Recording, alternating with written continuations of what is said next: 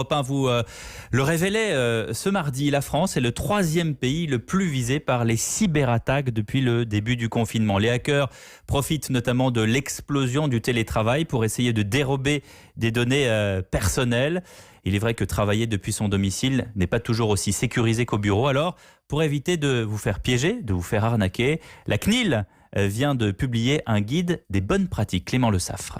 Si vous utilisez votre ordinateur personnel pour travailler, la première règle à respecter selon la CNIL, c'est justement de séparer le personnel du professionnel.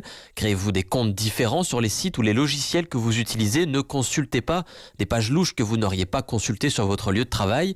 Il y a aussi la question des mots de passe. Plus que jamais, il faut se créer des identifiants complexes et surtout différents pour chaque site. Et puis on y pense moins, mais il faut aussi se préoccuper de son accès au Wi-Fi, rappelle Armand Eslot, chef du service de l'expertise technologique de la CNIL. Il y a beaucoup de gens qui ont installé leur box le jour où ils l'ont reçu et qui n'ont pas forcément changé les mots de passe par défaut, bloqué certains accès, etc. Ce qui est aussi très important, c'est de s'assurer que lorsqu'on va utiliser son Wi-Fi personnel pour faire transiter des données professionnelles, que ce Wi-Fi est suffisamment sécurisé et que du coup, on risque pas de subir une intrusion sur le Wi-Fi qui mettra en péril également des données professionnelles. Enfin, faites bien attention aux outils de communication. Les applis de visioconférence comme Zoom, Skype et House Party sont en plein boom en ce moment, mais elles sont parfois peu respectueuses de votre vie privée. Privilégiez donc les canaux de communication de votre entreprise ou bien Tixeo, un logiciel de visioconférence français crypté recommandé par la CNIL.